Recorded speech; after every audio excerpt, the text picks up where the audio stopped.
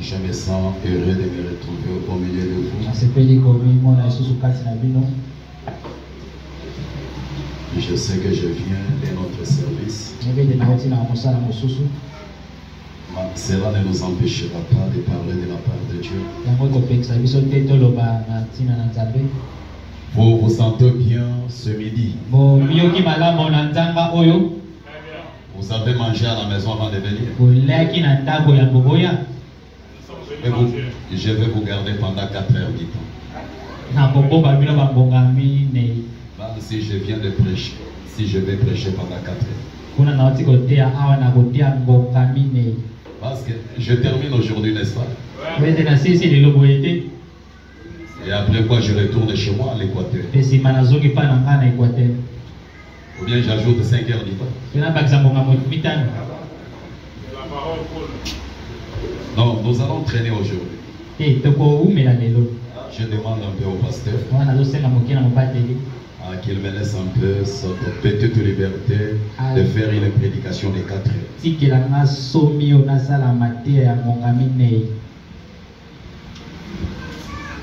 Vous serez content, n'est-ce pas? Je sais que le Saint-Esprit vous donnera l'endurance. N'est-ce pas? Il va vous donner l'endurance. Ok, mettez-vous debout. Nous ouvrons la Bible dans Matthieu 17.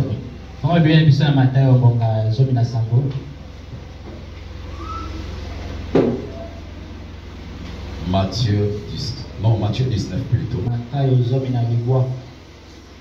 Matthieu 19 dans son verset 16.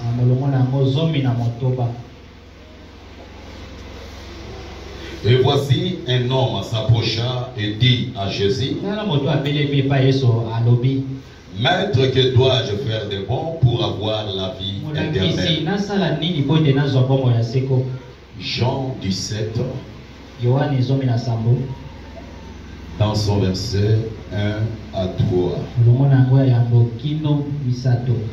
Après avoir ainsi parlé, Jésus leva les yeux au ciel et dit: Père, l'heure est venue. Glorifie ton Fils afin que ton Fils te glorifie. Selon que tu lui as donné le pouvoir sur toute chair, afin qu'il accorde la vie éternelle à tous ceux que tu lui as donnés. Or, la vie éternelle, c'est qu'ils te connaissent. Or, la vie éternelle, c'est qu'ils te connaissent. Ok. C'est qu'ils te connaissent. Toi, le seul vrai Dieu. Et celui que tu as envoyé, Jésus-Christ. Prions le Seigneur. Dieu, notre Père céleste, créateur de toutes choses. Tu es le Père céleste parce que le ciel consiste en la parole de Dieu. Nous t'avons vu dans ces temps de la fin, nous te sommes infiniment reconnaissants. Le temps est venu, Seigneur Jésus, pour que tu nous parles. Oh, je te prie, Seigneur Jésus, de visiter l'auditoire. Bénis notre pasteur, bénis chaque brebis qui est présent. Au nom précieux, merveilleux de Jésus-Christ, notre Dieu. Amen. Asseyez-vous.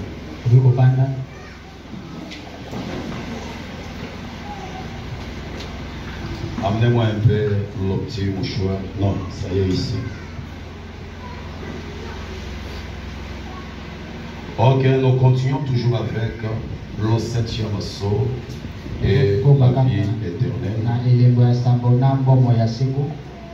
Nous continuons avec ça. Le sous-sujet aujourd'hui,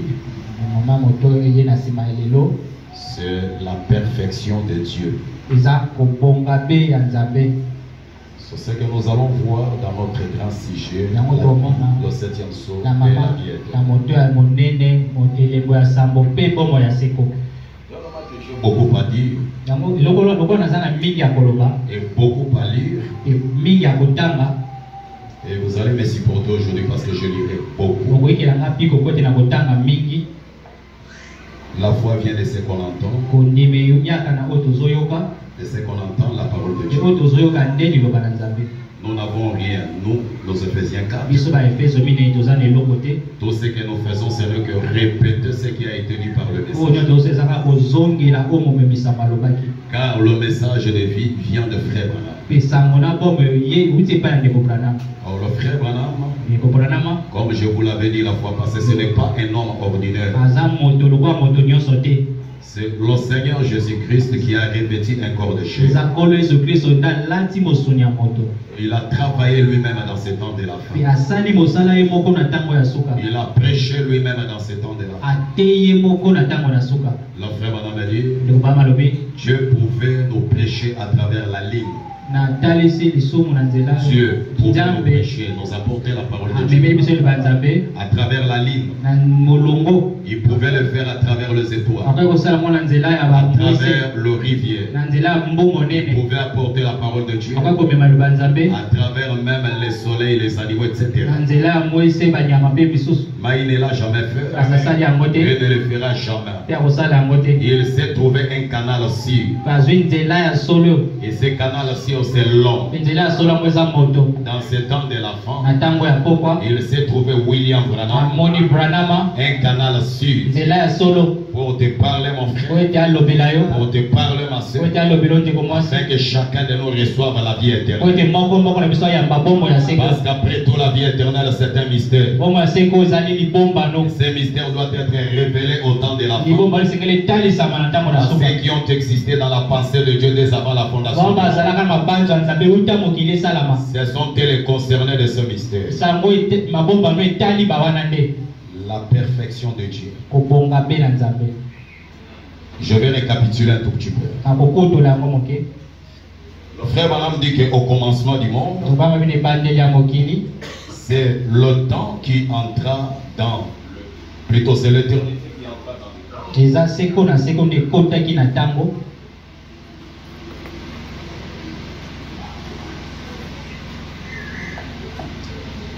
Il dit donc, Christ identifié le même dans tous les âges. Du 15 avril 64. Il dit que au commencement, c'est l'éternité qui entra dans le temps. C'est pourquoi il est difficile à l'homme créer de comprendre Dieu. Parce que c'est l'éternité qui entra dans le temps. L'homme créé, il lui est difficile de comprendre Dieu dans le temps. Et à la fin, c'est maintenant le temps qui entre dans l'éternité. L'homme qui avait la difficulté dans le temps de comprendre Dieu, aussitôt entré dans l'éternité, il peut maintenant comprendre Dieu. Il va adorer Dieu différemment de la manière dont il adorait quand il était dans l'éternité. Parce que l'adoration relève de la compréhension. Tu comprends mal, tu adoreras mal.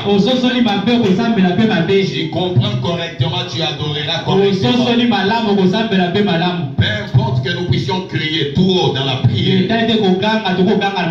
on peut chanter comme des rossignols, on peut crier eh Yahweh, Yahweh, mais si on comprend mal Dieu, peu importe eh Yahweh, on adore. Écoutons. Donc, Christ identifie le même dans toutes les générations.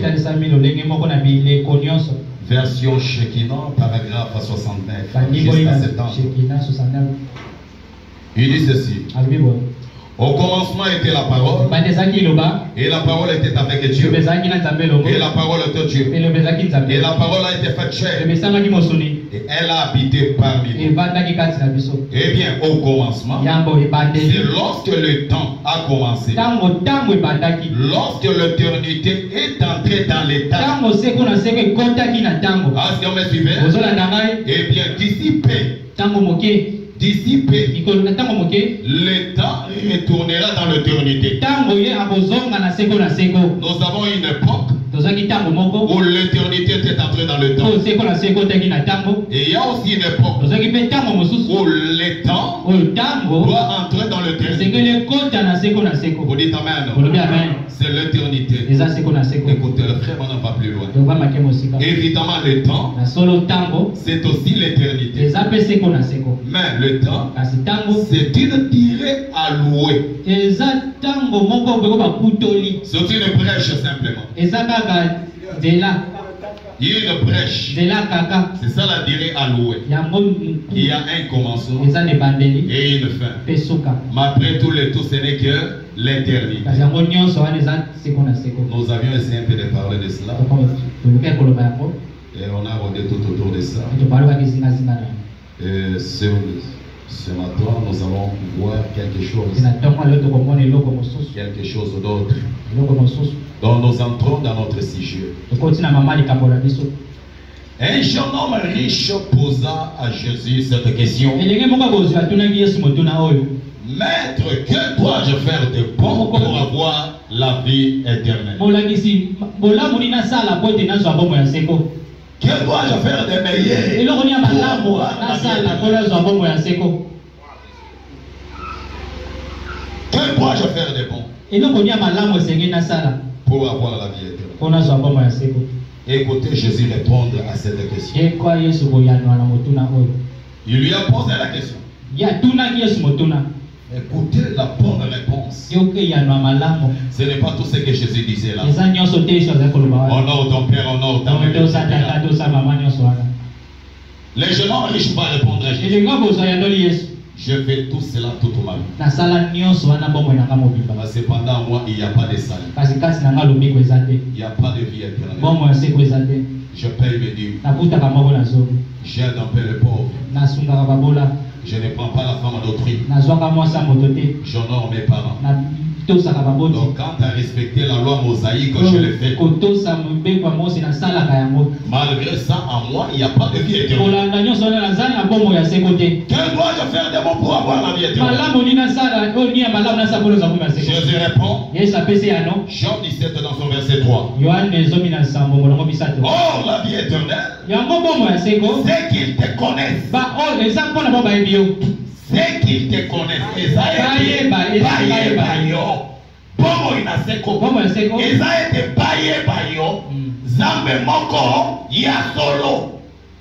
suivez? La vie éternelle, c'est qu'ils te connaissent. Toi, le Seigneur Dieu, et celui qui tu as envoyé. En ces temps-là, c'était Jésus. Aujourd'hui, c'est William. La vie éternelle, c'est qu'ils te connaissent. Toi, le seul vrai Dieu. Ce n'est pas l'observance de la loi. On n'est pas contre la vie sanctifiée. C'est là à sa place dans l'évangile. Et nous avons besoin de frères et sœurs sanctifiés. Tel que nous ne manquerons jamais de le dire, la vraie sanctification c'est dans le 7e assaut. Le frère va me dire le 7e assaut c'est la haute purification. Nous purifions nos églises à travers le 7e assaut. Ce n'est pas qu'on arrête de voler, arrête de mentir, etc. sans le 7e assaut. Ça ne marchera jamais. Que dois-je faire de bon pour avoir la vie éternelle? Écoute, la vie éternelle, c'est qu'ils te connaissent toi le seul vrai Dieu. Qu'ils te connaissent. Le verbe connaître. C'est ça la vie éternelle. C'est Jésus qui parle. Ce n'est pas précieux. Ce n'est pas le pasteur Vincent. C'est Jésus qui parle. La vie éternelle.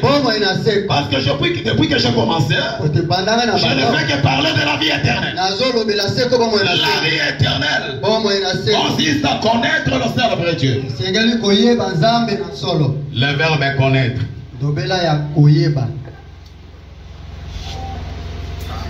La vie éternelle, Et qu'ils te connaissent toi le seul vrai Dieu. La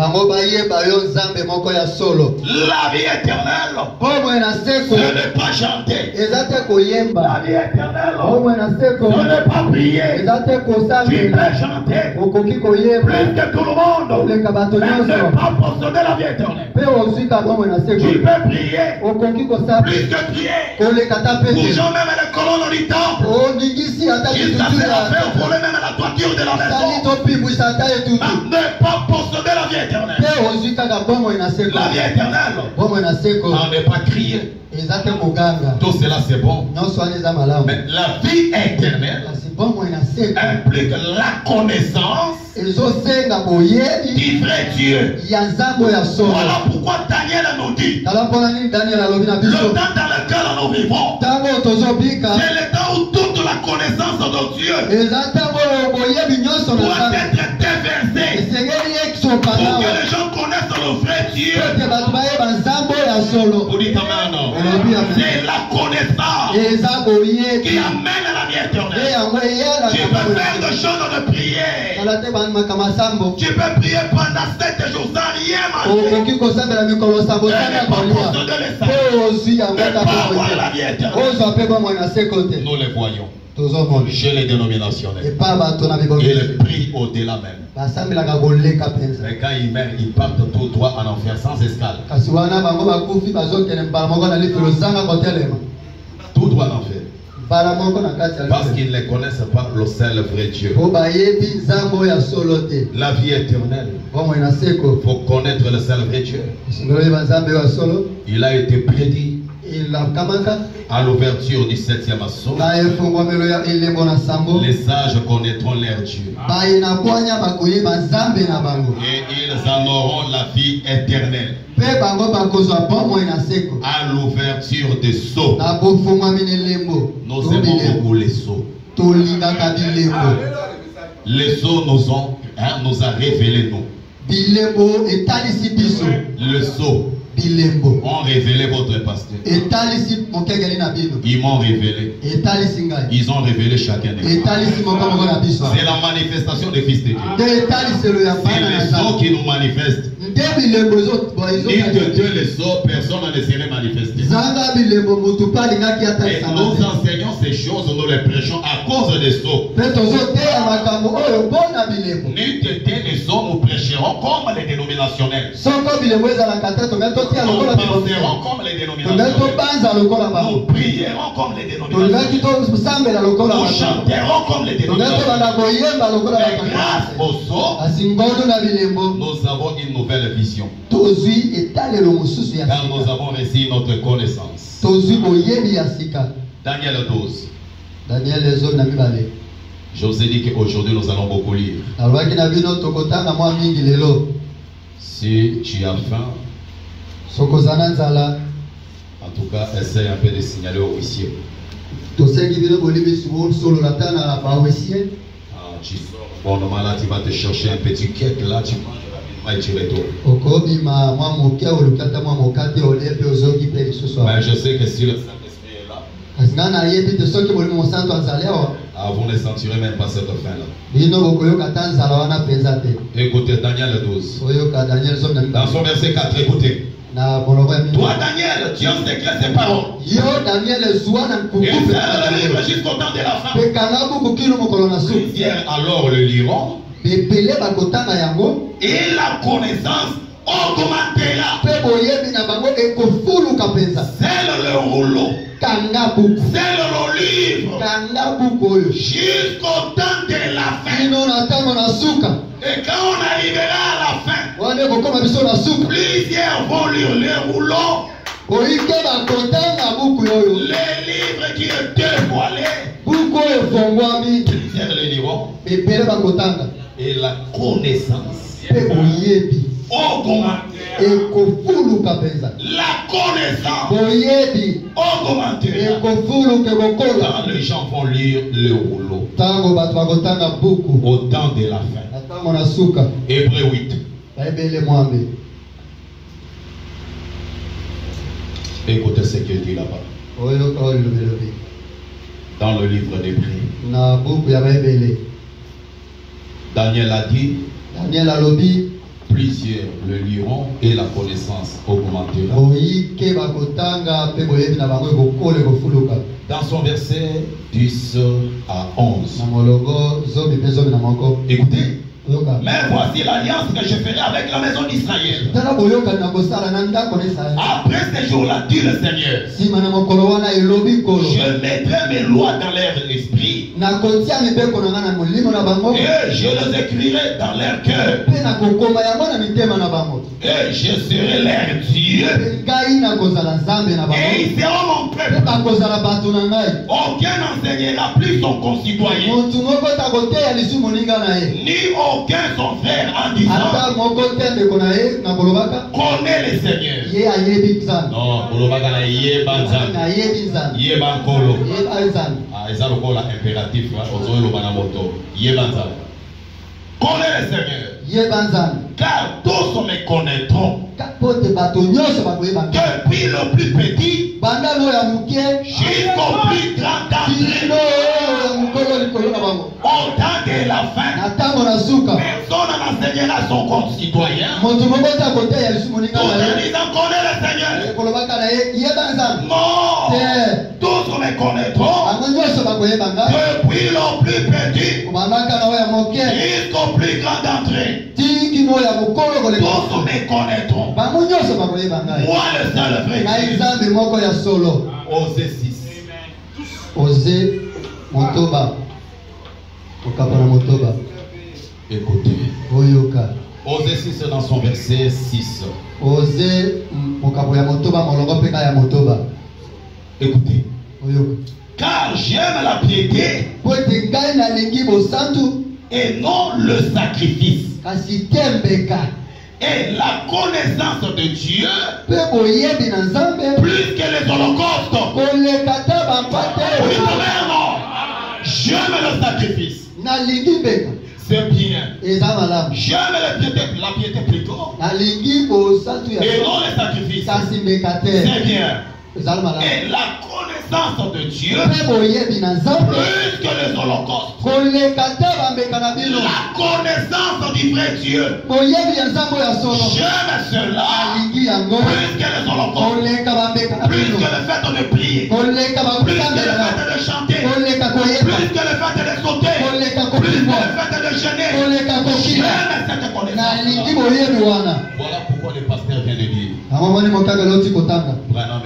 Branham a dit, ma mission, c'est de révéler le mystère. Oh, c'est le mystère qui amène la connaissance. Vous dites amen. C'est le mystère qui amène la connaissance.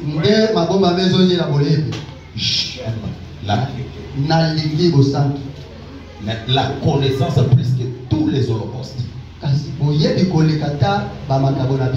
1 Corinthiens 13. Écoutez ce qu'il dit là-bas. 1 Corinthiens 13. Dans son verset 9 jusqu'à 12. Car nous connaissons en partie cette connaissance de Dieu que nous avons aujourd'hui. Moi, Paul, Pierre et les autres sont en partie. Nous connaissons en partie. Et nous prophétisons en partie. Mais quand ce qui est parfait sera venu, ce qui est partiel disparaîtra. Lorsque j'étais enfant, je parlais comme enfant. Ça c'est l'âge de Paul. L'âge des enfants. Il a parlé comme un enfant. Il a fini comme un enfant. D'ailleurs lui-même dit, nous connaissons en partie. Et c'est ce que les enfants qui connaissent en partie. Vous dites amen, non? Nous connaissons en partie. Lorsque j'étais enfant, je parlais comme un enfant. Je pensais comme un enfant. Je raisonnais comme un enfant. Lorsque je suis devenu homme, au temps de William Branham, je veux disparaître ce qui était de l'enfant. Parce qu'on est devenu homme au temps de Branham. C'est alors que l'enfant l'enfant a grandi, il doit faire disparaître tout ce qui est de l'enfant. La vision de l'enfant, la pensée de l'enfant, la compréhension de l'enfant. Il a maintenant la vision de l'adulte, la connaissance de l'adulte, la compréhension de l'adulte. Aujourd'hui, nous voyons au moyen des miroirs d'une manière obscure. Mais alors nous verrons face à face. Aujourd'hui, je connais en partie. Mais alors je connaîtrai comme je te connais. Vous dites amen, non? Je connaîtrai comme je te connais. C'est dans la viendra. C'est dans la viendra. Jean 4. La connaissance de Dieu. Connaissance du vrai Dieu.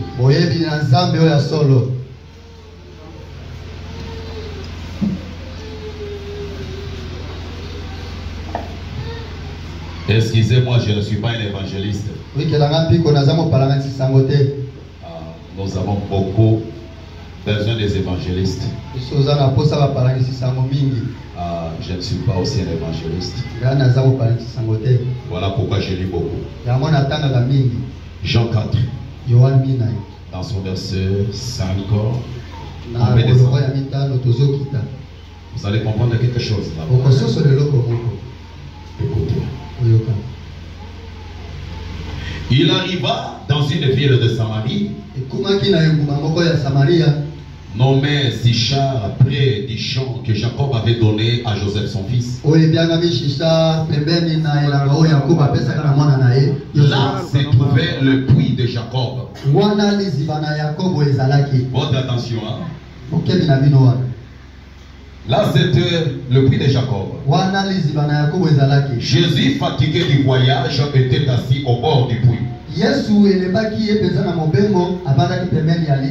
environ la 6e heure. Une femme de Samarie vint puiser de l'eau. Jésus lui dit, donne-moi à boire. Car ses disciples étaient allés à la ville pour acheter des vivres. La femme lui dit, comment toi qui es juif, tu me demandes à boire, à moi qui suis samaritain. Comment tu peux le faire? En effet, les Juifs n'ont pas de relation avec des Samaritains. Écoutez la réponse de Jésus. Si tu connaissais le don de Dieu, Jésus implique la connaissance. Tu n'aurais jamais parlé de la sorte. Tu as parlé ainsi parce que tu n'as pas la connaissance. Jésus n'a pas dit si tu priais beaucoup, si tu chantais beaucoup, tu n'allais pas dire ça. Non, Jésus va dire si tu connaissais le don de Dieu, et qui est celui qui te dit donne-moi à boire, tu n'aurais jamais parlé ainsi. Toi-même, tu lui aurais demandé de l'eau à boire. Et il t'aurait donné de l'eau vive. Seigneur, lui dit la femme, tu n'as rien pour puiser. Et le puits est tellement profond. D'où est-ce que tu auras cette eau que tu penses faire? Est-il plus grand que notre père Jacob, qui nous a donné ces puits et qui en a bu, ainsi que ses fils et ses troupeaux? Un puits traditionnel. Les gens l'aiment toujours. Parce que toi tu es plus grand que tel qui a commencé avec ces choses. C'est lui qui nous a frayé le chemin. Parce que toi tu es plus grand que lui. Toi tu es plus grand que tel. Toi tu es plus grand que tel monsieur. Écoutez Jésus. Il dit ceci. Jésus lui répondit. Jésus lui dit, femme.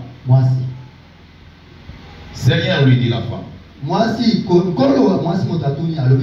tu n'as rien pour puiser.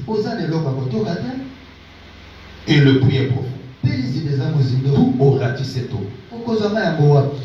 Es-tu plus grand que notre père Jacob qui nous a donné ses puits? Et qui en a bu lui-même, ainsi que ce fils et ses troupeaux. Branham me dit c'était un puits contaminé, un puits des eaux sales.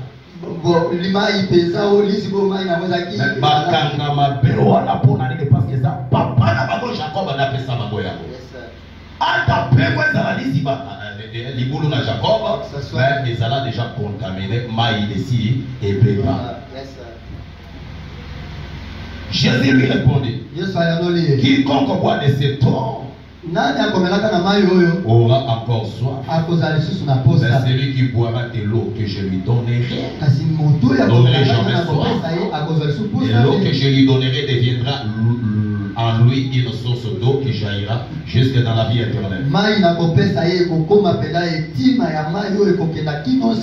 femme lui dit, Seigneur, donne-moi cette eau, afin que je n'ai plus soif et que je ne vienne plus puiser ici.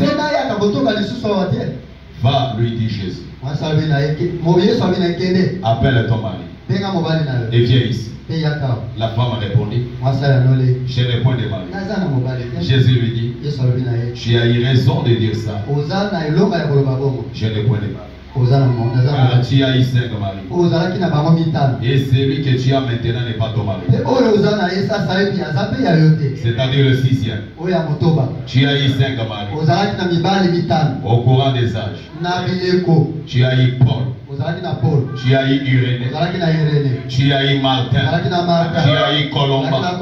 Tu as eu John Wesley. Tu as eu Martin Luther. Écoutez, c'est lui avec qui tu as maintenant. Le 6e. John Wesley. Il n'est pas ton mari. Il n'est pas ton mari. Écoute, Jésus continue. Il dit ceci. La femme a dit, Seigneur, lui dit la femme, je vois que tu es prophète. Nos pères ont adoré sur cette montagne. Et vous vous dites, vous, que le lieu où il faut adorer est à Jérusalem. Femme lui dit Jésus. Femme lui dit Jésus. Crois-moi. L'air vient où ce sera ni sur cette montagne ni à Jérusalem que vous adorez ce que vous ne connaissez pas. La connaissance. Vous adorez ce que vous ne connaissez pas. Écoutez, nous adorons ce que nous connaissons, car le salut vient des Juifs. Mais l'air vient dans un futur lointain. Et elle est déjà venue.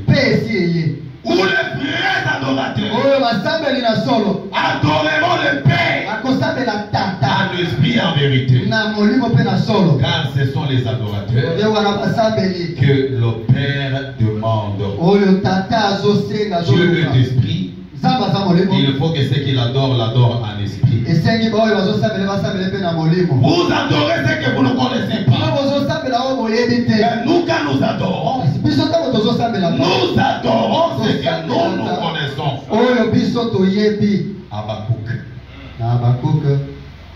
Habakkuk 2. Pourtant, ce qui est dit là-bas. Habakkuk 2 dans son verset 12 à 14. Malheur à celui qui bâtit une ville avec le sang. Malheur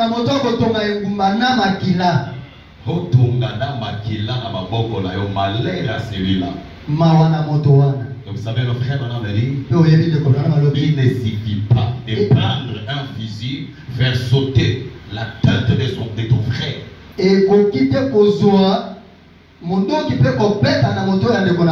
Il ne suffit pas de prendre, hein? Tu prends le couteau pour répandre le sang de ton frère. Parlez à mal de ton frère. Tu tiens déjà son sang entre toi. Parlez à mal de ton frère. Tu as déjà son sang entre tes mains. Et tu vas commencer maintenant à bâtir une ville avec le sang de ton frère. Tu construis une église avec le sang de ton frère. Tu veux encadrer le champ avec le sang de ton frère. Non, ce n'est pas ça. Malheur à celui qui bâtit une ville avec le sang. Ils font une ville avec l'iniquité. Voici quand l'Éternel des armées l'a résolu. Le peuple travaille pour le fait. Le nation se fatigue en vain. Car la terre sera remplie de la connaissance de la gloire de l'Éternel. Comme le fond de la mer par les eaux qui les couvrent. La terre entière remplie de la connaissance de la gloire de l'Éternel. Au temps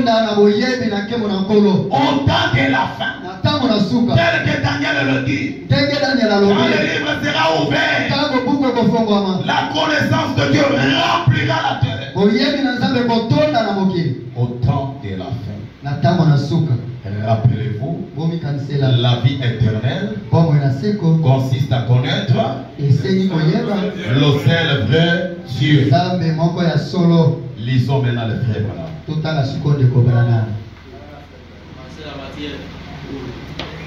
Le frère Branham dit dans la vie de 1957. Écoutez ce qu'il dit dans son paragraphe 26. La vie éternelle consiste à connaître le seul vrai Dieu. Une fois, j'ai lu un article dans un magasin. Lorsque j'étais à bord d'un avion, on parlait d'Hollywood. Et l'article disait la vie commence après minuit. Vous devriez descendre sur centaines, sur certaines rues et voir certaines choses. Ils avaient mis l'image d'une caricature et que sais-je encore. Et je dis comme cela est perverti. Écoutez, voyez, si Satan a un royaume, il doit avoir une force économique. Il doit avoir quelque chose qu'il peut présenter aux gens pour les amener à penser qu'ils vivent. C'est absolument l'inverse. C'est la mort sous forme de la vie. C'est une perversion de la véritable vie. Écoutez, tirons cela au clair maintenant dans notre esprit, une fois pour toutes.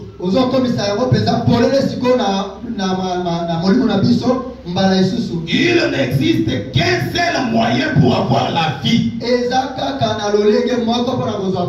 C'est juste. Et les connaître lui, c'est la vie. Les connaître lui. Et c'est le seul moyen pour nous d'avoir la vie. Et il n'y en a pas un autre. Car Dieu ne nous a pas promis la vie. Car Dieu ne nous a promis la vie qu'au travers de Jésus-Christ. Et le grand Jéhovah, qui n'a ni commencement ni fin, qui n'a ni commencement de jour ni fin de vie, nous a donné la vie par Jésus-Christ et par lui seul.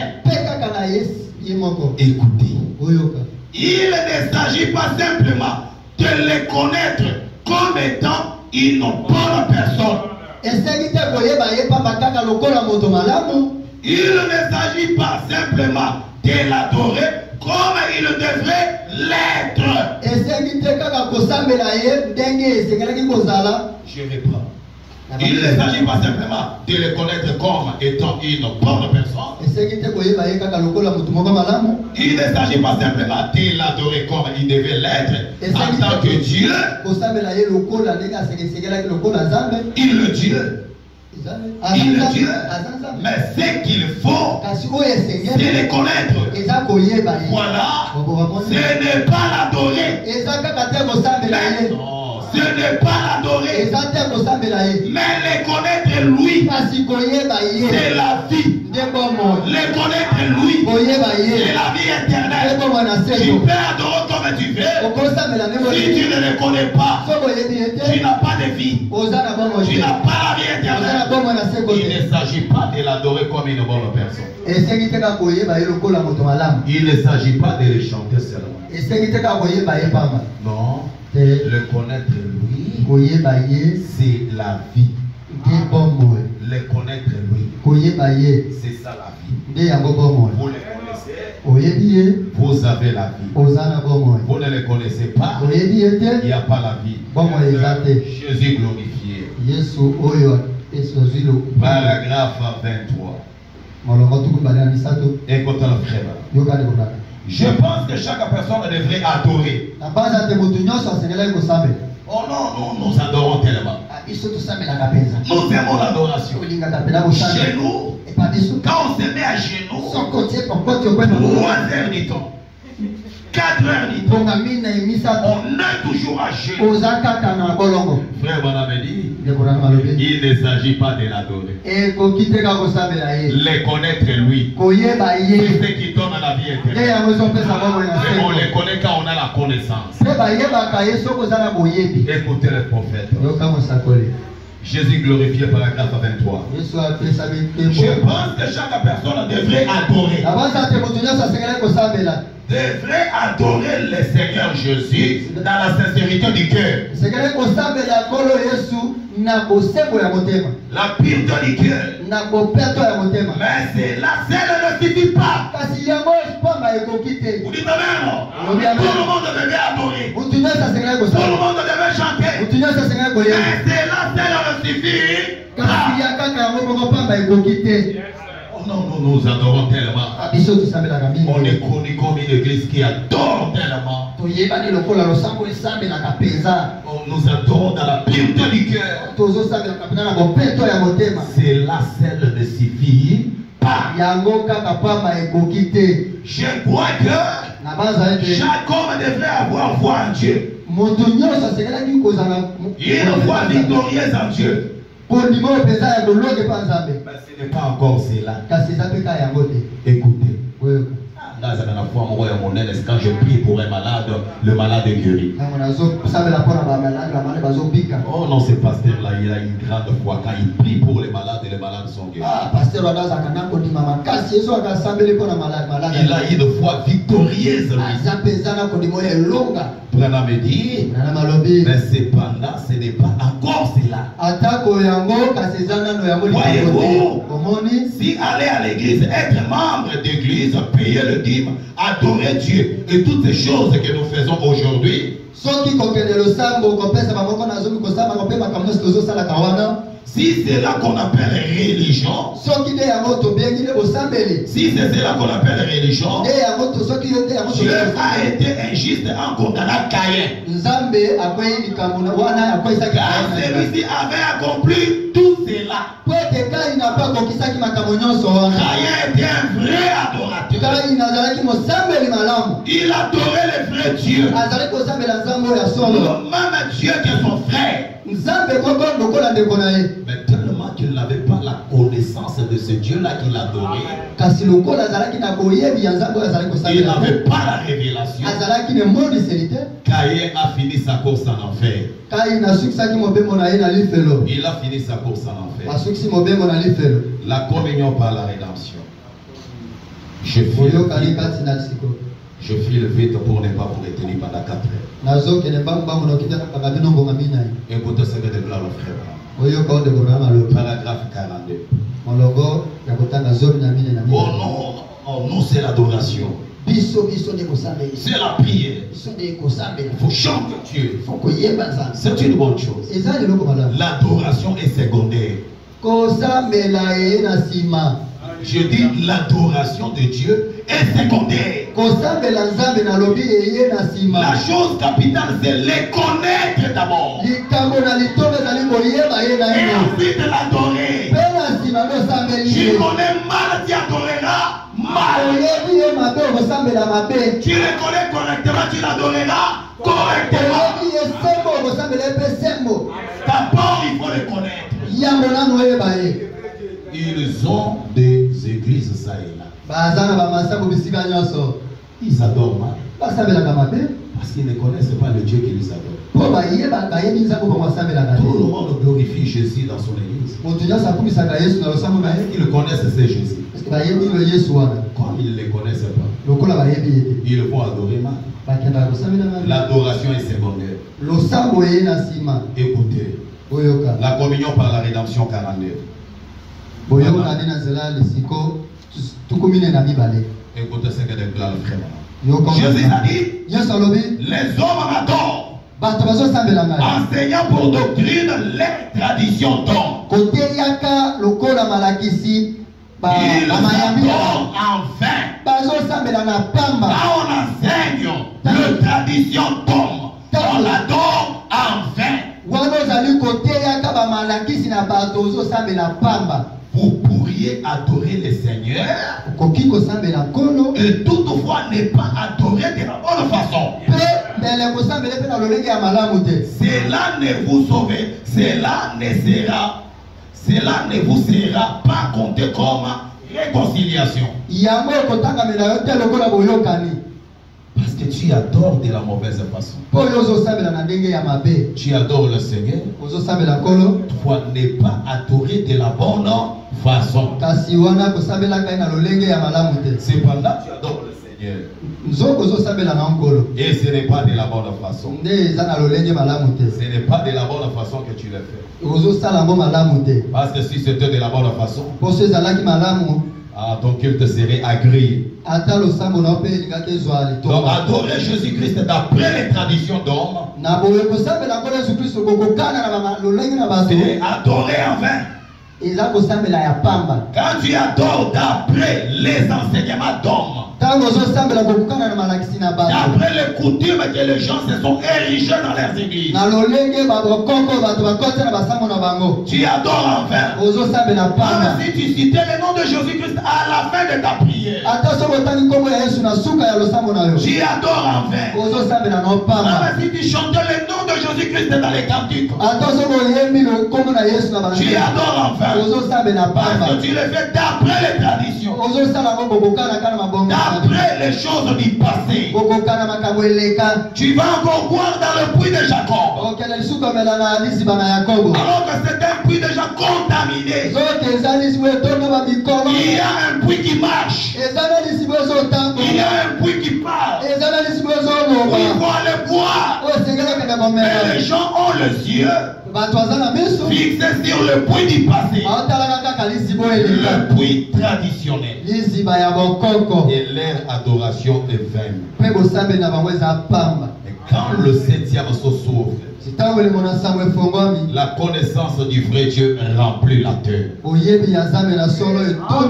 Et les sages qui connaîtront leur Dieu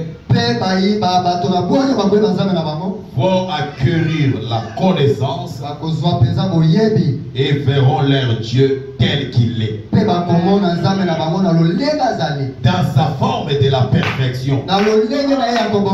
Parce que le problème c'est quoi? C'est voir Dieu tel qu'il est, dans sa forme de perfection. Tu adores Dieu en dehors de la forme de la perfection. Tu adores mal, tu chantes mal, tu pries mal. Dans le septième s'ouvre, tu connaîtras ton Dieu. Et tu vas l'adorer. Tel qu'il est. Pas tel qu'il était. Parce qu'il n'a jamais été jeté. Il a toujours été à l'indicatif présent. Si tu l'adores tel qu'il était, tu adores en vain. Il faut l'adorer tel qu'il est. Hébreux chapitre 7. Écoutons le frère. Paragraphe 30. Écoutez ce qu'il dit. 30 à 34. Ah, nous entrons maintenant dans la matière. Ça, tout ce qu'on donnait là, c'était l'introduction. Écoutez. Daniel a dit.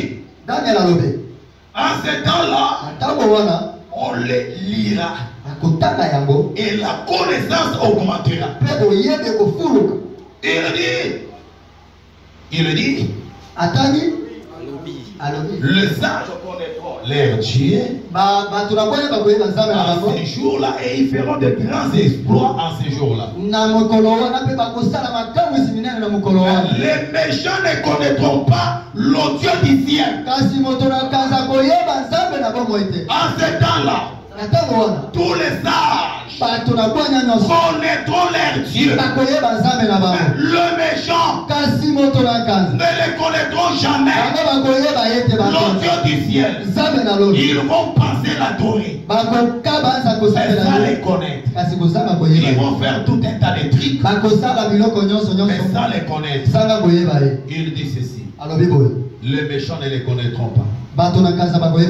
Écoutez, ils les connaissent. Le méchant, ils les connaissent sous une certaine forme et selon un rite. Amenez-moi la photo là de Hoffman. Amenez-moi ça. La peinture d'Hoffman. Le méchant le connaissent sous une certaine forme et selon un rite. Rituel. Le méchant, ils les connaissent sous une certaine forme et selon un rite. Comme cela a été démontré dans notre première leçon. Écoutez, mais ils ne les connaissent pas selon la voie de la perfection. Vous dites non? Ils les connaissent d'après un rite. Ils les connaissent d'après le passé. Ils les connaissent sous la forme de Jésus d'Hoffman. Mais ils ne les connaissent pas d'après la voie de la perfection. Vous dites non? Ils les connaissent mal. On doit connaître Dieu d'après la perfection. Et voilà alors pourquoi Jésus est venu ôter le péché.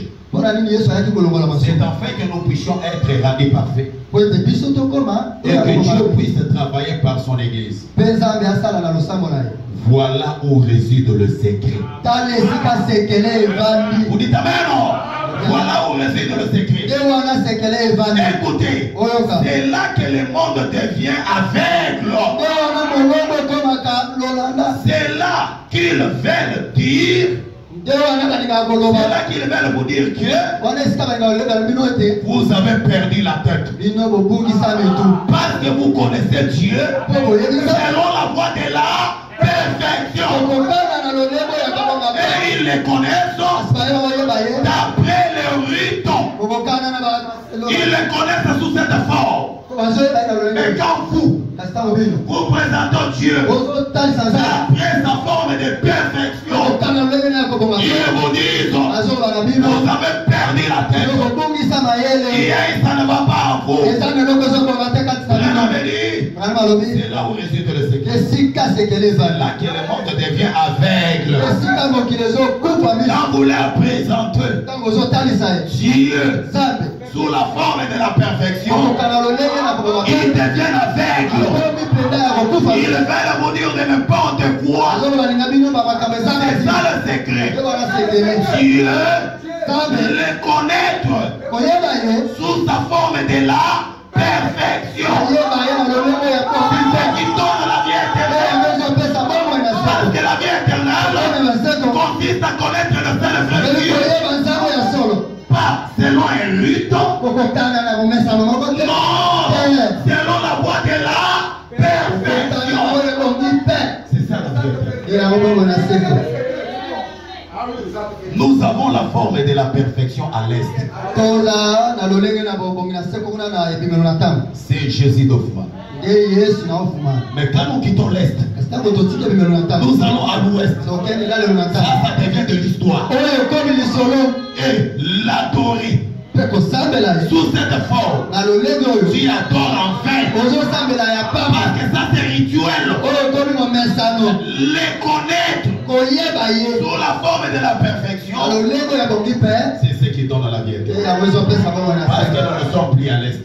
Vous êtes d'accord que nous sommes à l'ouest? Ça c'était la forme de l'est. Attention, je vous ai toujours dit que la forme n'a jamais été adorable. Nous n'adorons pas la forme. Mais la chose que nous adorons est cachée dans la forme.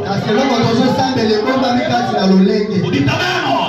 Le Dieu que nous adorons, il est caché dans la forme. Le Dieu que nous écoutons, il est caché dans la forme.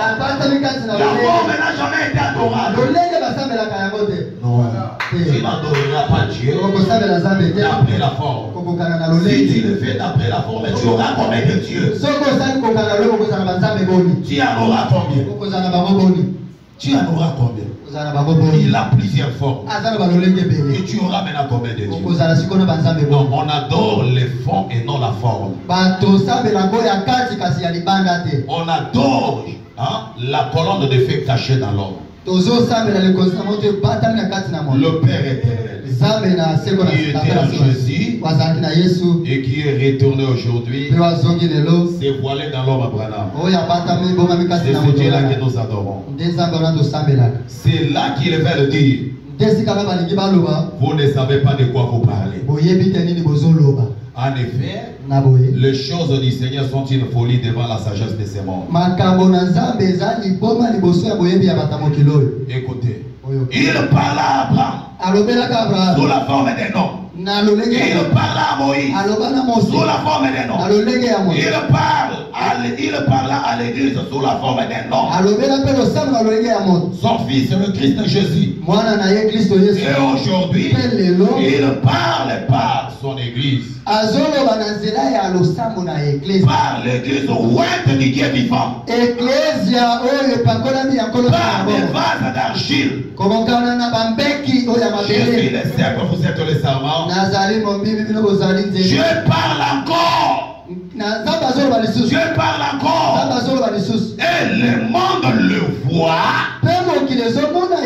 Le monde voit Jésus. Tel que vous le présentez.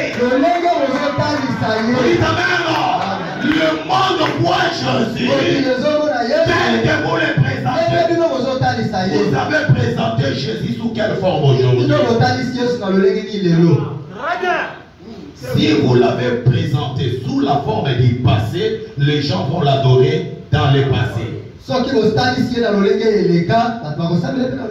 Et si vous l'avez présenté tel qu'il est aujourd'hui,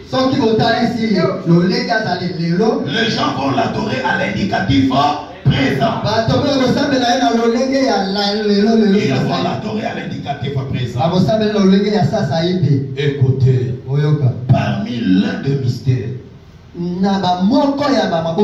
que le septième ange allait dévoiler,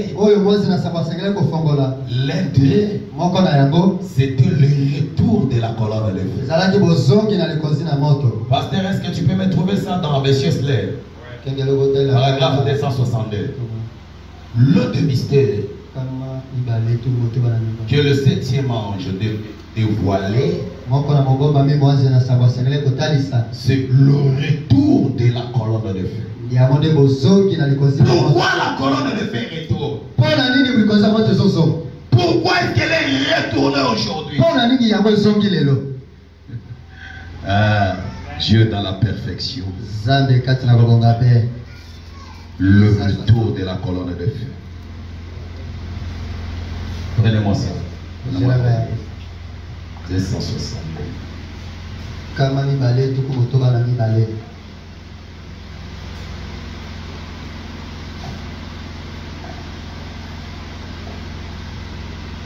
Ok.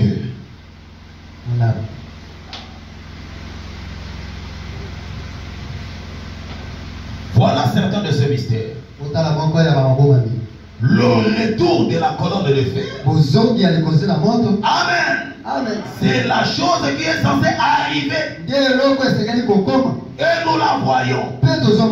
Vous dites Amen. C'est l'un des mystères que le 7e ange devait dévoiler. La colonne de feu, elle a un travail aujourd'hui. Elle ne rentre pas que pour rentrer. Retournez ça chez le pasteur. Retournez un peu ça chez le pasteur. Quand le 7e se s'ouvre, la colonne de feu nous donne les détails de la perfection de Dieu.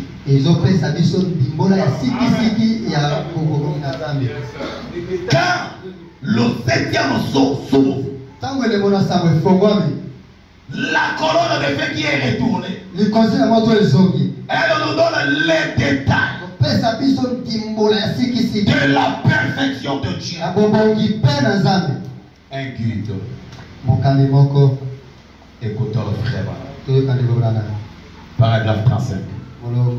Et le Saint-Esprit parle toujours de la parole. J'ai beaucoup de choses à vous dire.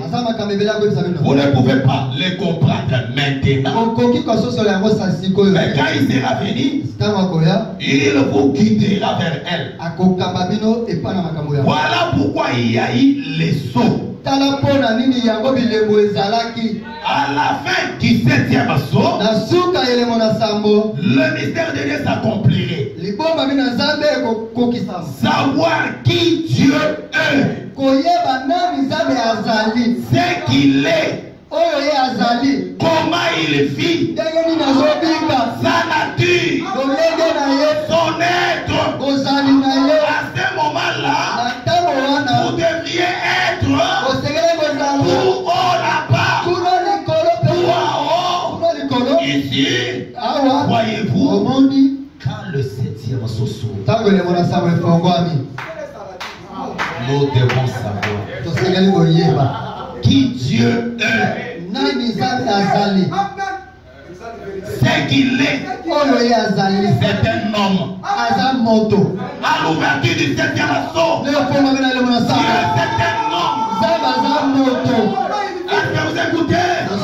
Dieu est un homme. Comment il vit? Dans la simplicité d'un homme. Un homme qui peut se réveiller le matin, aller embrasser sa femme, prendre son repas de midi, s'amener là-bas dans la forêt, à l'ouverture du 7e saut. Dieu est un homme qui marche, qui dort, qui peut manger, qui peut aussi embrasser. Voilà Dieu à l'ouverture du 7e saut. Écoutez.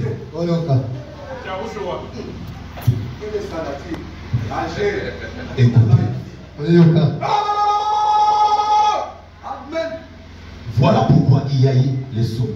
À la fin du 7e saut, le mystère de Dieu s'accomplirait. Savoir qui Dieu est. Dieu c'est un nom. Dieu c'est un nom. Dans le 7e son, il prend la nature d'un homme. Il peut manger comme un homme. Écoutez, frère Madame dit, Jésus pouvait aussi se marier. Jésus pouvait se marier. Jésus pouvait avoir des enfants. Il s'est seulement sanctifié pour le disciple. Alors, l'hypothèse selon laquelle Branham n'est pas Dieu parce qu'il s'est marié est faux. Parce que le 7e son montre la nature de Dieu. Dieu.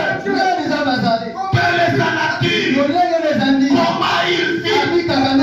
Il vit comme un homme. Il marche comme un homme. Il dort comme un homme. Il peut embrasser comme un homme.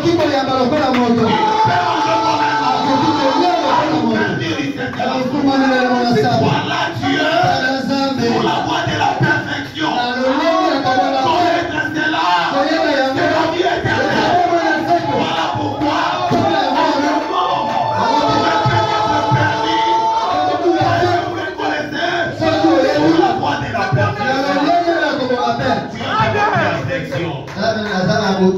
Dieu sous la forme de l'homme.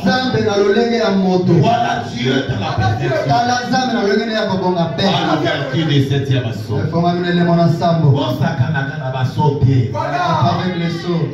Blaguez pas avec les sons. Quand le 7e son s'ouvre, nous saurons qui Dieu est. Beaucoup de gens font des erreurs. Vous savez, Branham est comme ça.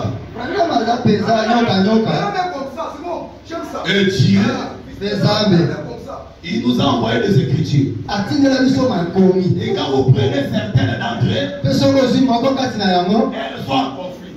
Et c'est là pour amener certains en enfer. Les écritures là que vous voyez en conflit, ça fait exprès par Dieu pour amener certains en enfer. Quand vous lirez par exemple dans la fête des trompettes, frère Branham dit, le 7e son, c'est le mystère du départ. L'épouse est enlevée dans le mystère du 7e son. C'est une écriture qui est en conflit avec d'autres. Est-ce que le 7e son enlève? Dans le 7e son, il n'y a pas d'enlèvement. Le 7e son n'enlève pas. Le 7e son, Dieu ramène vers l'homme. Dieu devient l'homme. Il marche sur la terre. Il dort sur la terre. C'est ça le 7e son. C'est le 4e son qui enlève. Frère dit, chaque mystère de la Bible a son sceau. Chaque mystère de la Bible a son sceau. L'enlèvement aussi a son sceau. Et le sceau de l'enlèvement, ce n'est pas le 7e son. C'est le 4e son. C'est là où l'épouse est enlevée. Et dans le 7e son, cette épouse qui a été enlevée, elle retourne sur la terre. Est-ce que vous me suivez? Écoutez maintenant. À l'ouverture du 7e son, nous saurons qui Dieu est, sa nature, comment il vit, son être, et le mystère du retour de la colonne de fer. C'est pour nous confirmer Dieu dans sa forme de perfection. Le retour de la colonne de fer, c'est pour nous confirmer Dieu dans sa forme de perfection. Écoutez le frère Branham. Reconnaître les choses de son message. Écoutez ce qu'il dit dans son paragraphe 135. yakama tukumisa tunamitano. Le retour de la colonne de feu. Bozongi na likosi na moto. C'est pour confirmer Dieu dans sa forme de perfection. Zapo na kondimisa zangu na lengine ya kobonga pe. 135, écoutez.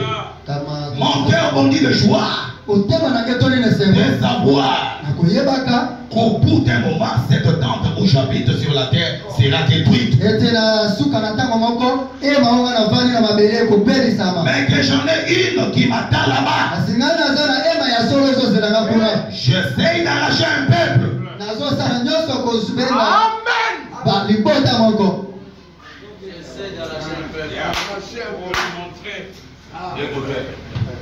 J'essaye d'arracher un peuple. Je l'ai taillé pour le détacher de ces choses.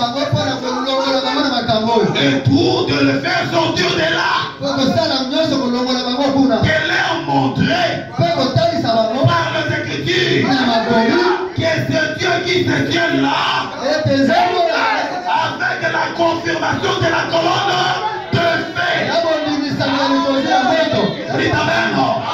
Ce Dieu qui se tient là, avec la confirmation de la colonne de feu.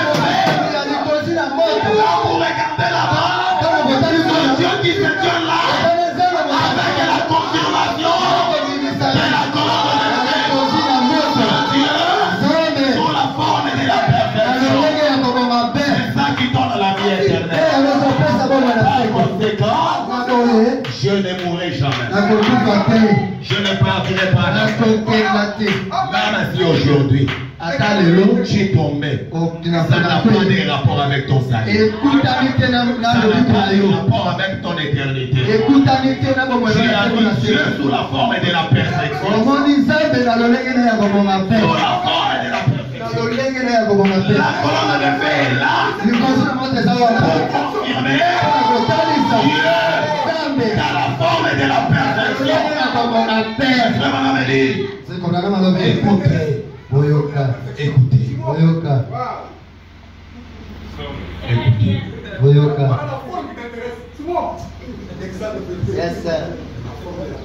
Écoutez.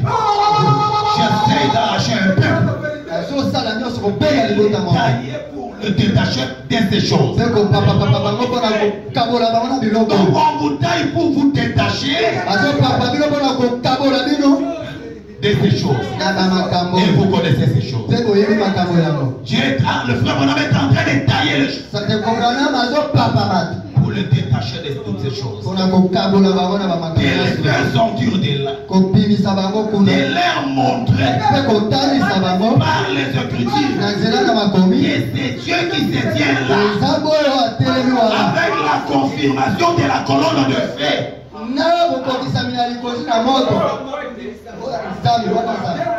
Zambe ngatelemi wana na kotatolisama ya likozi na moto. Zambe ngatelemi wana na kotatolisama ya likozi na moto. Confirmation de la colonne de feu. Donc la colonne de feu vient confirmer Dieu sous sa forme de la perfection. Et connaître cela, c'est ça la vie éternelle. Jésus a dit, la vie éternelle consiste à connaître le seul vrai Dieu. Et par la vie, dans sa forme de perfection. Il doit dire aujourd'hui, je connais Jésus sous cette forme d'Hoffmann. C'est bien. C'est une forme du passé. Aujourd'hui, cette forme n'est pas sa forme de perfection. C'est ce qui a choqué beaucoup de gens aujourd'hui. Quand nous leur disons, aujourd'hui, prendre ça comme la forme de la perfection de Dieu, vous êtes à côté de la plaque. C'est une vérité. Madame l'a dit ici. C'est ce qui a choqué les gens. Ils veulent nous dire que nous avons perdu la tête. Ils veulent nous dire que nous sommes des aveugles. La colonne de feu est là pour confirmer Dieu dans sa forme de perfection. Et connaître cela, c'est la vie éternelle. Oh, quel privilège béni de connaître des choses que les autres n'ont jamais connues. Voilà pourquoi tous les prophètes attendaient l'autre jour. Même Daniel, il voit Dieu aujourd'hui dans sa forme de perfection. Abraham a vu Dieu aujourd'hui dans sa forme de perfection. Même Moïse, il voit Dieu aujourd'hui dans sa forme de perfection. William Branham, c'est la forme de perfection de Dieu. Dieu dans sa forme de perfection. C'est William Branham. Attention, le nom de Branham n'est pas le nom adorable. Nous n'adorerons jamais Branham. Nous adorons la chose qui est en Branham. Voilà pourquoi frère Branham a prêché Dieu dévoilé. Vous devez percer le voile pour aller vers la chose intérieure et commencer à adorer à partir de l'intérieur. Est-ce que vous êtes avec moi? Écoutez pour terminer. D'accord? Écoutez pour terminer. J'ai écouté même les pasteurs là-bas dire voilà ce que les pasteurs attendaient aussi ça. Quand je disais 4 heures du temps, je sais que. Mais voilà. Ah, c'est-à-dire, je peux encore évoluer. Ok. Donc la vie éternelle consiste à connaître le seul vrai Dieu. Mais que dois-je faire de bon pour avoir la vie éternelle? Une belle question, n'est-ce pas? Tout le monde se pose cette question. Que dois-je faire de bon? Si tu es un pasteur, un prédicateur, pour rien, tu diras paix te dit. Non, aujourd'hui nous avons des vauriens du haut de la chair. Nous sommes dans l'âge de la connaissance. Si tu te tiens derrière la chair, sans connaissance, on t'appellera qui? Tu es un vaurien, ta place n'est pas derrière la chair. L'âge de Branham, c'est l'âge de la connaissance. Donc nous connaissons Dieu dans la profondeur et dans la hauteur. Nous devons le connaître comme ça. Dans la profondeur tout comme dans la hauteur. Mais que dois-je faire de bon pour avoir la vie éternelle? Que dois-je faire de bon? La vie éternelle consiste à les connaître. C'est-à-dire connaître le seul vrai Dieu. Non pas tel qu'il était, mais tel qu'il est. Aujourd'hui, la vie éternelle consiste à connaître le seul vrai Dieu. Non pas tel qu'il était à l'est, mais tel qu'il est à l'ouest. C'est ça la vie éternelle. Écoutons par le frère, maintenant on va dire quelque chose.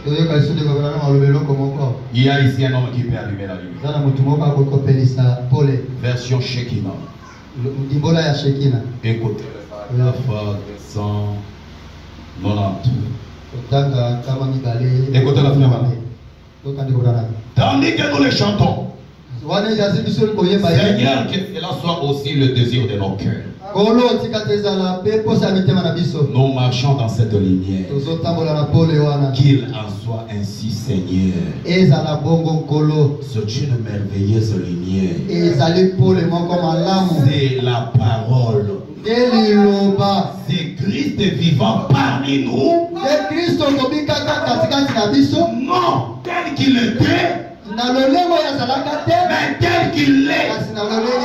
Vous dites amen, non? C'est Christ vivant parmi nous. Non, tel qu'il était, mais tel qu'il est.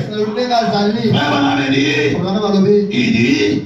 et nous savons que ce qu'il était reflétait ce qu'il est. Jésus était le reflet. Le reflet de Branham. C'est le véritable solide. Frère,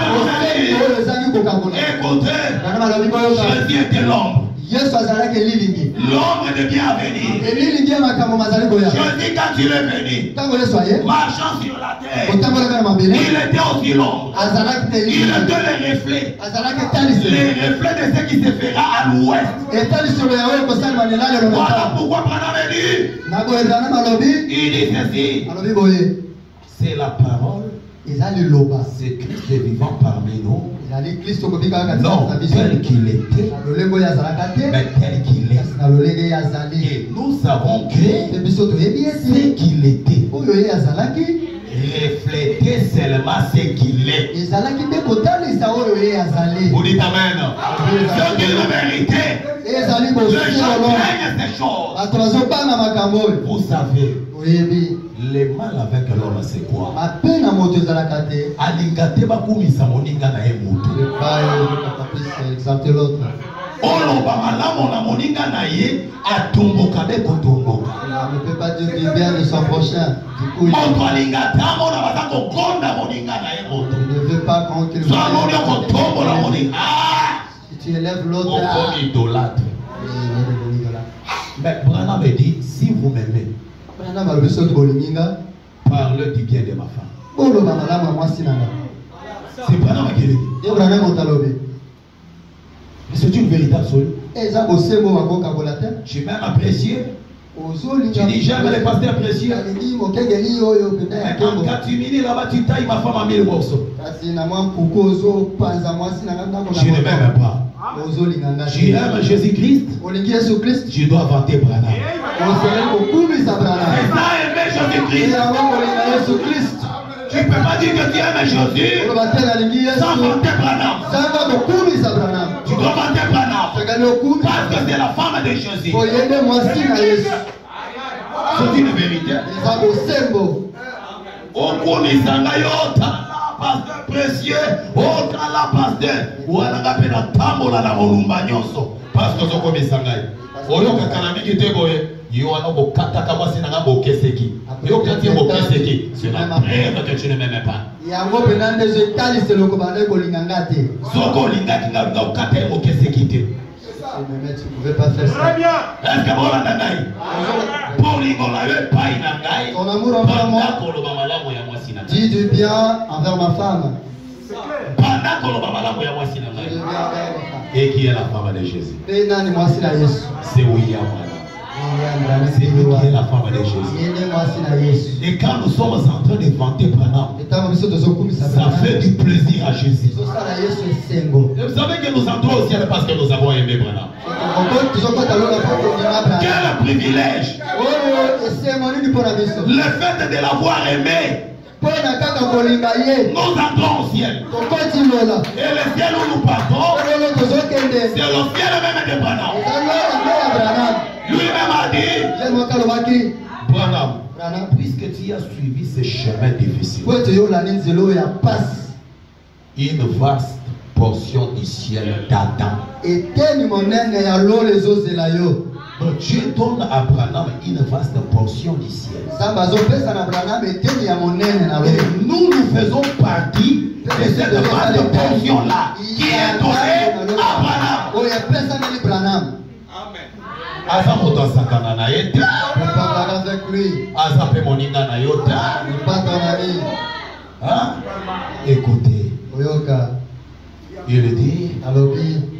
C'est une merveilleuse lumière. C'est la parole, c'est Christ vivant parmi nous. Non tel qu'il était, mais tel qu'il est. Et nous savons que ce qu'il était reflétait seulement ce qu'il est. Ce qu'il était, c'était l'ombre. Et aujourd'hui, c'est la réalité. Ce qu'il était, c'était l'ombre. La vie éternelle consiste à connaître le vrai Dieu selon la voie de la perfection. Et la voie de la perfection, c'est Jésus-Christ reproduit sous forme naturelle. Écoutez les âmes en prison. 347 et 348. Mais souvenez-vous, pendant tout ce temps, Noé était dans l'arche. L'épouse scellée à l'intérieur. Avec Christ, le dernier membre a été racheté. Le sixième saut s'est manifesté. Le septième saut les ramène sur la terre.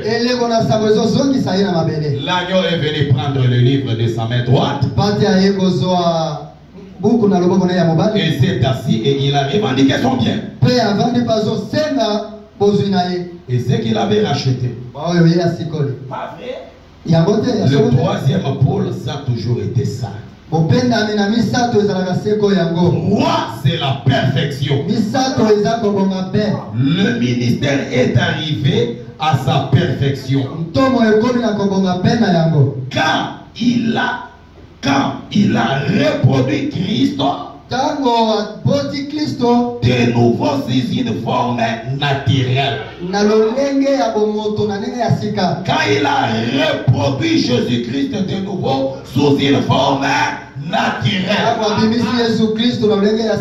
Montrez-moi aujourd'hui Jésus-Christ reproduit sous une forme naturelle. Montrez-le-moi. C'est la peinture d'Hoffmann. Jésus-Christ est reproduit sous une forme naturelle. Voilà. Est-ce que vous me suivez? C'est Jésus-Christ reproduit sous forme naturelle. Écoutez. Parmi deux êtres humains, comme il avait été prédit, ce qui arriva du temps de l'autre. Luc 17:30 nous reproduit Jésus sous forme naturelle. Un Jésus naturel qui marche, qui parle. C'est ce que Luc 17:30 nous reproduit. C'est ça Dieu dans sa forme de perfection. Et connaître cela, c'est la vie éternelle. Connaître cela, vous avez les salis éternels. Les connaître selon la voie de la perfection. Les connaître en sa forme de perfection, c'est la sagesse mystérieuse cachée que nous sommes en train de prêcher. Parce que quand le pasteur se tient ici, il vous prêche une sagesse mystérieuse et cachée que le monde ne connaît pas et que le monde ne comprendra jamais. Si quelqu'un peut être achoppé, qu'il soit achoppé. C'est la preuve qu'ils n'ont jamais existé dans la pensée de Dieu. Cela veut dire la parole de Dieu ne peut jamais achopper un Élie. Il ne s'achoppe jamais. Pourquoi? Ils sont eux-mêmes la parole. Vous êtes le parole du livre. Quand le message est proclamé, le message est en train de vous révéler. Tout le monde attend son nom sous forme de mystère révélé. Les amens que vous ponctuez là, c'est parce que vous avez entendu votre nom. Voilà les amens que vous poussez. Est-ce que ce monde a proclamé par là?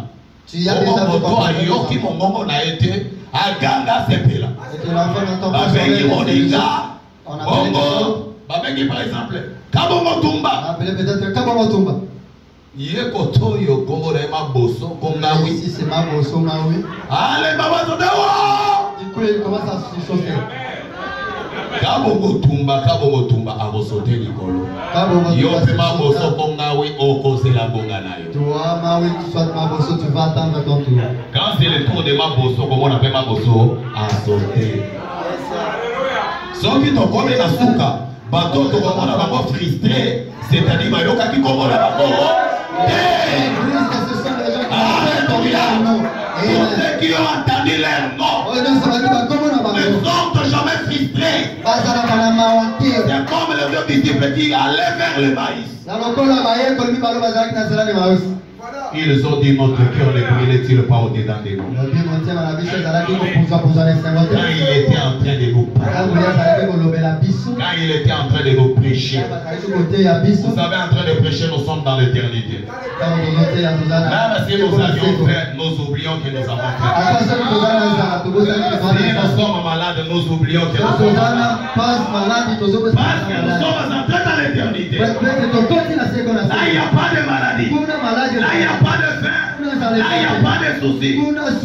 Vous dites Amen. Nous sommes dans l'éternité. Et nous sommes en train de prêcher une sagesse mystérieuse. 1 Corinthiens 2, verset 6. On peut descendre. Cependant, c'est une sagesse que nous prêchons parmi les parfaits. 1 Corinthiens 2 dans son verset 6. Cependant, c'est une sagesse que nous prêchons parmi les parfaits. Sagesse qui n'est pas de ce siècle, ni des chefs de ce siècle. Ces chefs qui seront anéantis. Nous prêchons la sagesse de Dieu, mystérieuse et cachée. Que Dieu, avant le siècle, avait destiné pour notre gloire. Une sagesse cachée que Dieu a destinée pour notre gloire. Et nous créons là-bas parce que ça fait partie de notre gloire. Sagesse qu'aucun des chefs de ce siècle n'a connu. Connu, il n'aurait pas crucifié le Seigneur de gloire. Mais quand il est écrit, ce sont les choses que l'œil n'a point vues, que l'oreille n'a point entendu, et qui n'ont point monté au cœur de l'homme. Des choses que Dieu a préparées pour ceux qui l'aiment. Dieu nous les a révélées par l'Esprit. Car l'Esprit sonde tout. Même les profondeurs de Dieu. L'Esprit doit sonder cela. Même les profondeurs de Dieu.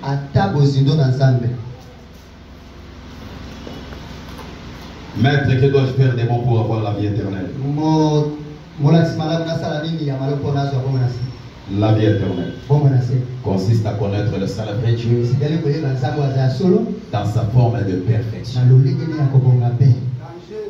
Nous avons Dieu dans l'éternité. Dieu dans l'éternité. Dans l'éternité, il était un esprit éternel. Esprit éternel. Dans l'éternité. Quand le temps va commencer, c'est-à-dire au commencement, il est la parole. C'est-à-dire le logos. Là, il n'a pas encore atteint la perfection. Parce qu'il est rendu parfait en toi. Pour sa perfection, il faut que le temps arrive à la fin. Et le temps arrive à la fin, à l'époque de Jésus. À la fin, c'est le temps qui est arrivé à la fin. À l'époque de Jésus, nous avons Jésus. C'est la perfection de Dieu à l'est. La perfection de Dieu à l'est. On l'éclaire part de l'Orient jusqu'à l'Occident. La fin du temps, c'est aussi une période. La fin commence quelque part et ça se limite aussi quelque part. La fin du temps a commencé avec Jésus. À l'est. Et ça se termine avec Branham à l'ouest. Et la perfection de Dieu. À l'est, c'est surtout Jésus. À l'ouest, c'est William Branham. C'est la perfection de Dieu. À l'ouest. Ça, c'est la perfection de Dieu. Et nous, les enfants de Dieu, qui avons besoin de la vie éternelle, Branham dit, nous devons le suivre à l'est. Nous devons le suivre à l'ouest. On doit le suivre à l'ouest. À l'ouest. Ne pas rester à l'est. Le suivre à l'ouest. Jéhovah Jireh. Première partie. Dans son paragraphe de 1962. Dans son paragraphe 100 jusqu'à 102. Écoutez, le frère Branham dit, version Shekinah. C'est ce que l'église a fait aujourd'hui. Voyez, elle a fait marche en arrière. Comme je l'ai dit hier soir, le soleil se lève à l'est et va vers l'ouest.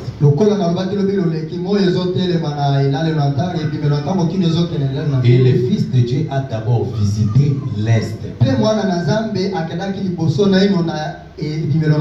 ça est allé à l'ouest. Est-ce que vous avez suivi? Le Fils de Dieu a d'abord visité l'est, puis ça est allé à l'ouest. On a eu 2000 ans de visitation. Mais au temps de la fin, au temps d'histoire, la lumière paraîtra. Écoutez, au lieu de suivre le Fils, il retourne là où était le Fils. Vous dites Amen. Au lieu de suivre le Fils pour avoir la vie éternelle, il va retourner où était le Fils. Le Fils n'est plus à l'est, il est maintenant à l'ouest. Il faut le suivre à l'ouest. Maintenant le ministre dit, nous allons regarder en arrière pour voir ce que Mouni avait dit, ce que Sankiel avait dit. C'est là où était le Fils. Il est ici aujourd'hui. Il est à la côte ouest au temps d'histoire. Faisant briller la lumière d'histoire. Ce n'est pas un retour à la justification de l'Éther ou à la sanctification de Wesley. Mais nous sommes au dernier jour. Au temps où les lumières d'histoire sont en train de briller. Nous sommes au temps de la fin. Suivez le Fils. Vous dites Amen. Suivez le Fils. Il n'est plus à l'est. Il est à l'ouest. Dans sa forme de perfection. Et c'est cela la vie éternelle. Connaître cela. On a la vie éternelle. La vie éternelle ne se donne pas vaille que vaille. C'est tout un mystère. Oh non, moi j'ai la vie éternelle. J'ai la vie éternelle. Est-ce que ton nom était écrit dans le livre? Parce que tous ceux qui ont la vie éternelle, ils ont leur nom écrit dans le livre. Même Jésus a son nom écrit dans le livre. C'est une vérité. Jésus a son nom écrit dans le livre. Et quand Branham vient au temps de la fin, même Jésus doit écouter son nom. Parce que son nom est écrit dans le livre. Il a son nom dans le livre. Et c'est Branham qui fait la proclamation. Et Jésus doit écouter même son nom. Parce qu'il a son nom dans le livre. Il a la vie éternelle. Il doit avoir son nom dans la vie. Vous refusez pourquoi? Il a la vie éternelle. Et par conséquent, il doit avoir son nom dans les livres. Il comprendra bien au temps de la fin. Après de proclamer les noms, il doit aussi proclamer les noms de Jésus. Et il les proclame. Comme le Dieu de Dieu, le Seigneur des Seigneurs, le roi des rois. C'est ça la vérité. Parce que nous ne sommes pas dans l'idolâtrie. Nous connaissons notre place. Nous devons dire toute la vérité. C'est ce qui donne la vie éternelle. La vie éternelle, ce n'est pas le fait de chanter. On dit a tellement chanté. L'amour de Dieu est le plus grand que l'amour plaît. Ça, c'est l'adoration qui est secondaire. La vie éternelle, ce n'est pas prier pendant 3 heures, 4 heures du temps. Quoi que cela soit bon, mais ce n'est pas lié à la vie éternelle. La vie éternelle consiste à connaître le seul vrai Dieu dans sa forme de perfection.